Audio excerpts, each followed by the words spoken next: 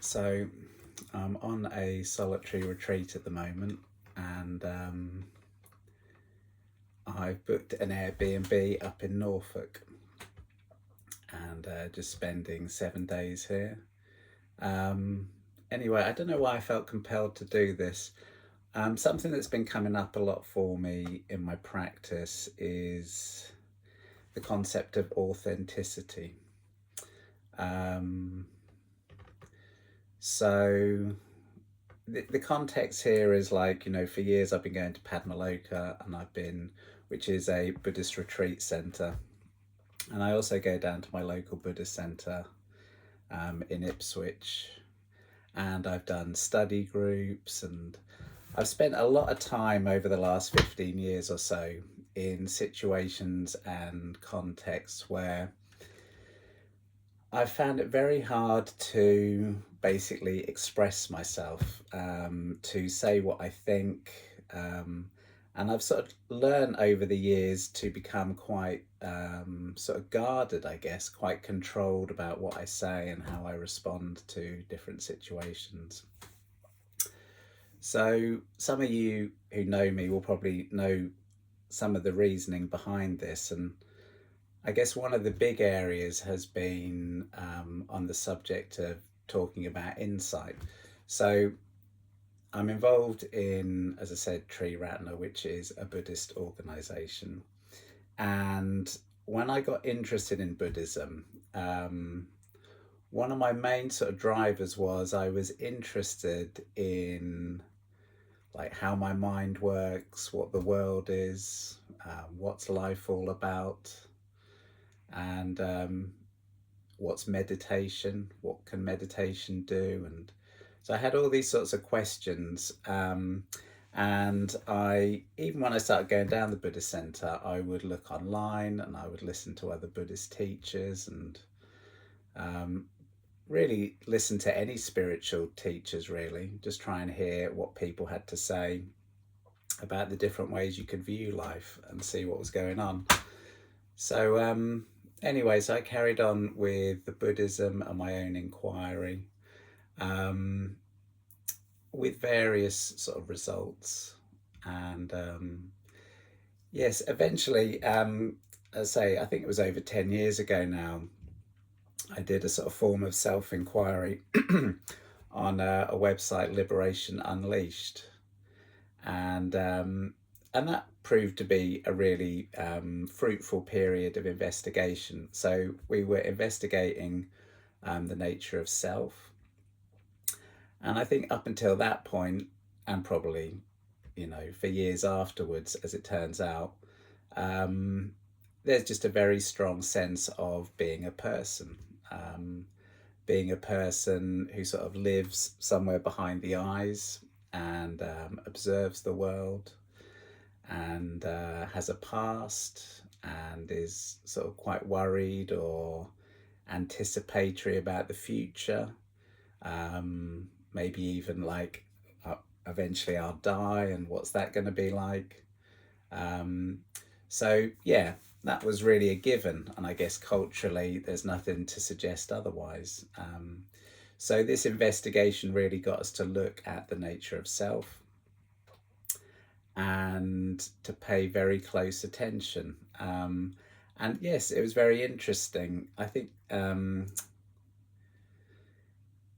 so. The more I looked, eventually I had a sort of what I subsequently regarded as a bit of a breakthrough, in that I was searching for the sense of self, and I felt it behind the eyes, and then I paid attention to the sensations there, and it moved down here, paid attention to the sensations here, and basically was moving around, and the sense of self seemed to be sort of hovering around.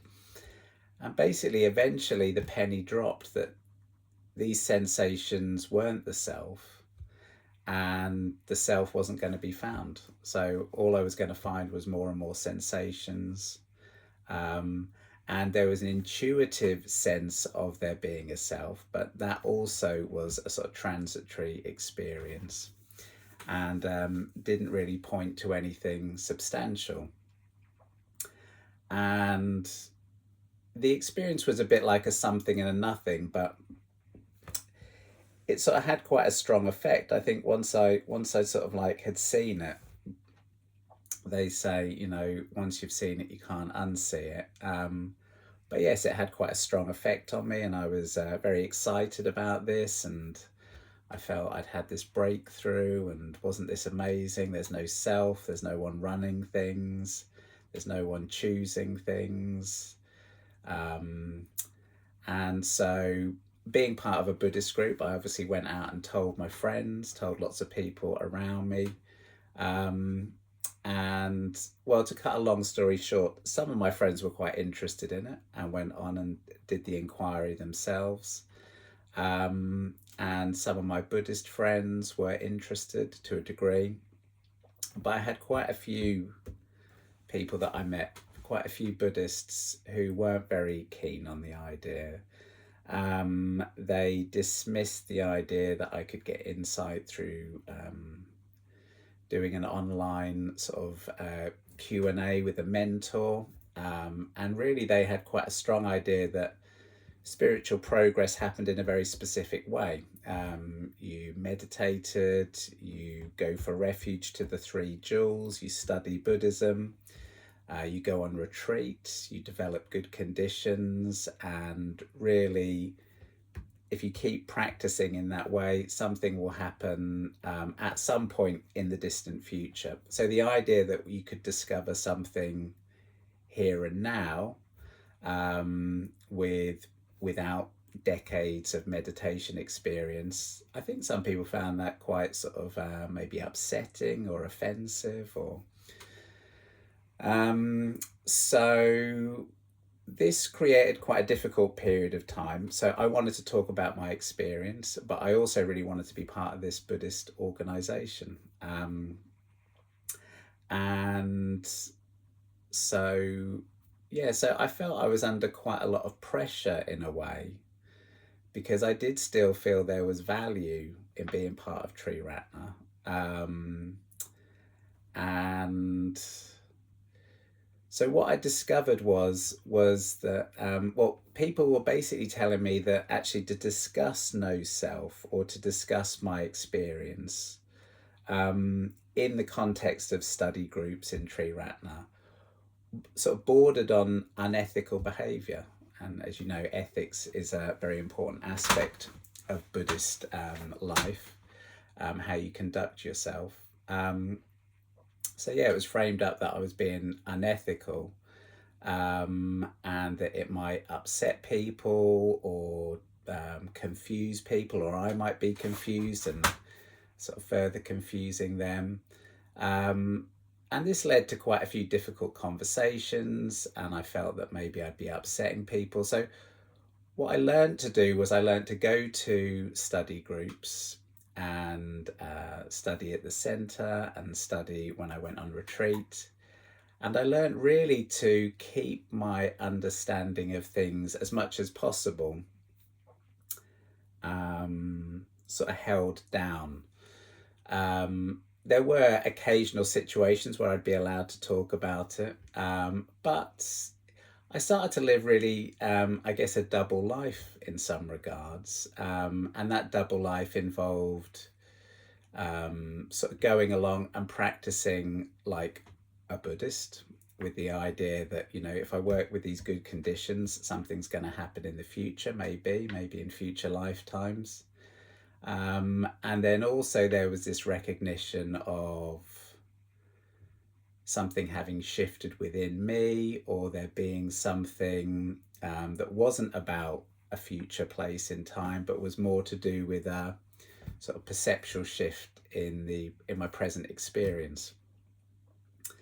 And so for most of the time, this wasn't really a problem as such, except I found that at a local level doing the study, I found I was able to sort of keep a lid on things to some degree. But when I went to do my ordination retreats at Padmaloka, I really felt this was an opportunity to be authentic, which I felt was an important component of going for refuge and my ordination journey. To be authentic would be to discuss my experience and how I felt about these things. But unfortunately, in doing so, I found that I upset people to quite, in some cases, quite strong degrees. It was communicated to me that I was upsetting people and that this wasn't really conducive to what I was doing at Padmaloka. Um, so I found that very upsetting, and but I flip flopped over the years, and so we're talking over a decade now. Going to Padmaloka, doing these retreats, sort of playing the game, as it were, sort of joining in. But then when the study would roll around to spiritual death and insight practices, there would be a sort of energy would come up in me with a desire to speak, a desire to sort of communicate something. And, it's like if you keep that energy suppressed, then when it does come out, it perhaps comes out in a slightly stronger manner than I might have wanted. And then that energy upsets people, their reaction is very strong, and so it sort of goes around in circles like that. And I had a sort of deep desire, I think, to become ordained. I would like to, and people have asked me in the past, why is that the case? But I've seen so many good things in terms of people coming along, getting interested in Buddhism, seeing people have their lives transformed, and also the idea of a community. So most of my friends are people within Triratna, within Buddhism. And the idea, I didn't want to sort of become alienated from them. And I thought, well, if I am going to participate in my local Sangha for the rest of my life, which is how I was thinking, then I really would have liked to have been participating in terms of being able to present the Dharma and talk about my experience and those sorts of things. So these sort of kept me very motivated to sort of work through these problems. And then at the same time, there's this sort of growing feeling that this inauthenticity might have been causing me sort of psychological sort of damage. So about a year or so ago, I started doing TRE practice, and which is trauma release or tension release exercises, found by David Berceli. And so I started doing those. And basically, as soon as I started engaging with that practice, my body would just shake quite violently in a way. And I would do it formally lying down. And then as soon as I would, sort of after I got going with it, once I sat down to meditate, I would also shake. And that wasn't necessarily a painful thing or a difficult thing, but it was almost disturbing the amount of energy that was sort of locked in the body. It was just making like things difficult in terms of meditating in groups, and there was a sort of feeling that maybe there was something wrong with me. And anyway, so I had some counselling with that, and met some facilitators who work with TRE and found that really useful. And it's still something I'm very much engaged with. But the identification of this tension and other sort of psychosomatic symptoms had sort of led me more recently to go to the doctors, and the doctor was sort of saying, he was saying, oh, maybe, it could be underlying anxiety. And I guess it's just really brought to mind, I've started to really question whether, this sort of suppressed energy within me in terms of my own experience and my interest in awakening and that area, in contrast with my commitment to become a Buddhist within Triratna, whether that sort of disconnect has, has been exacerbating sort of psychological problems for me. So I guess that's where I am with it. And I guess one of the reasons I made this video is because I thought, well, I'm so used to being in these group settings where I can't sort of speak my mind, or I'm sort of worried about upsetting people. I thought maybe if I just speak here, then I can, in a way, get things out, and sort of maybe honest communication could be the way forward. But of course, I'm conscious the honest communication may in itself have its problems. Again, the whole reason I was sort of keeping a lid on my experience was because I felt I was upsetting people. But then, I guess you have to be honest with people, and really let them sort of decide, what they're going to make of it. So I think that's where I sort of stand at the moment. I can't say I've really come to any strong conclusions about my sort of continued ordination journey. I'm only just conscious of the degree to which it's caused me difficulty. And, I still have this belief that for me, going for refuge is about awakening. And that really has been the guiding principle in my life, which is a curiosity about what awakening means. And I guess the long and the short of it, for me, what it means is essentially that we live most of our lives in a world that's constructed through thought. So my sense of myself as this person in time, with a past, with a future, doing things in the world, a sense of the world out there, a sense of other people. All of these things are thoughts, and these thoughts, we respond to them emotionally like they're more than thoughts, like this is a concrete experience.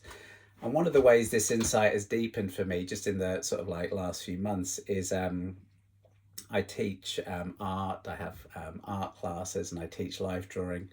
And for years, I've been teaching lessons based on the book Drawing on the Right Side of the Brain. And one of the lessons in there, to get you to understand how the difference between the left brain and the right brain works, is you do an exercise where you draw if you know the vase sort of illusion.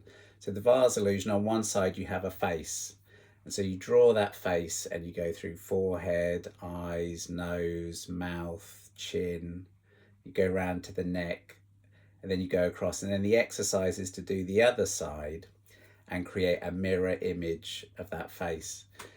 And so in order to draw that accurately, you simply have to perceive the space between the two. So you move in like that. And you feel yourself go into a different state of mind, and you're drawing, and you're no longer labeling, you're simply drawing with one hand and being aware of negative space with the other hand. And it tends to put you into this sort of almost like a trance-like, meditative-like state. And what the book says is this is about accessing the right side of the brain. So the left side of the brain is to do with language, labels, and abstraction. And the right side of the brain is to do with experiencing the world more intuitively as a whole, and to do with relationships. So this idea of negative space and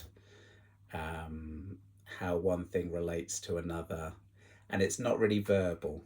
That's why I sort of say it's intuitive. So the idea is that our left brain, the abstractions are our dominant mode of perception, and that actually makes us not very good at drawing because we see the world in symbols.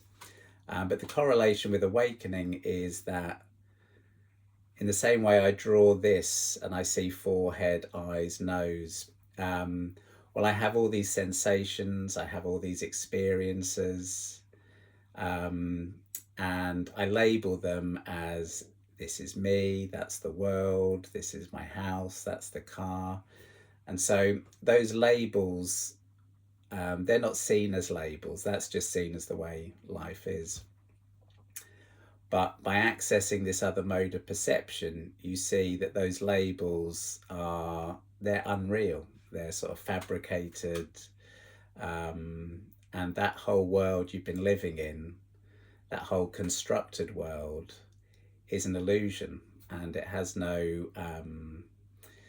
I mean, it's useful. It has its sort of applicate. We need to use it to navigate life, but we take it to be our reality, and it causes us a great deal of suffering. So, for me, I've seen awakening really about trying to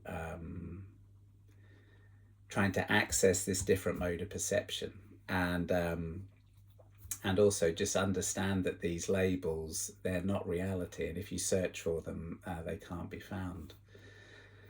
So so I found that a very interesting process. I wouldn't really claim to be enlightened or anything like that, but I find the whole area interesting and how people teach.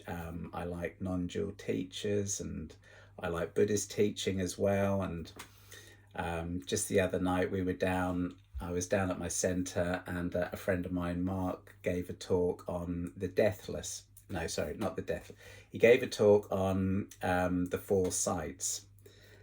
So this is the Buddha's story of how he went out from the castle, and he saw a sick person, an old person, and a dead person, and then he eventually saw a monk wandering, and this gave him the inspiration to sort of go forth from the castle and sort of seek enlightenment. And so the talk was very good, very inspiring, but it really focused on the idea of, okay, we're going to die. And so we look at death, and that makes us, gives our lives meaning.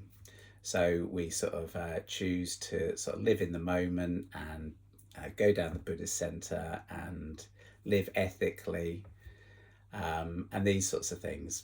And so that was a good talk, and quite inspiring.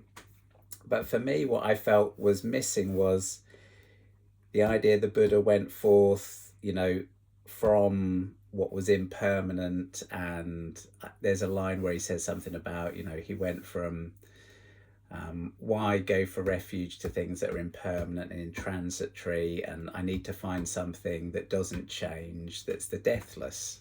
He uses this term, the deathless. And you ask people, it's a bit of an ambiguous term, what did he actually mean by the deathless?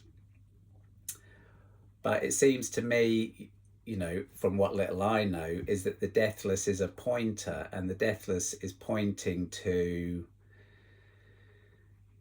what doesn't come and go is our experience. And by that I mean our constructed world, seen through the left brain of concepts of people are here, people are born, people die, I'm this, I'm that. Those things seemingly come and go, and they arise and they pass away. But that conceptual overlay informs this idea of death.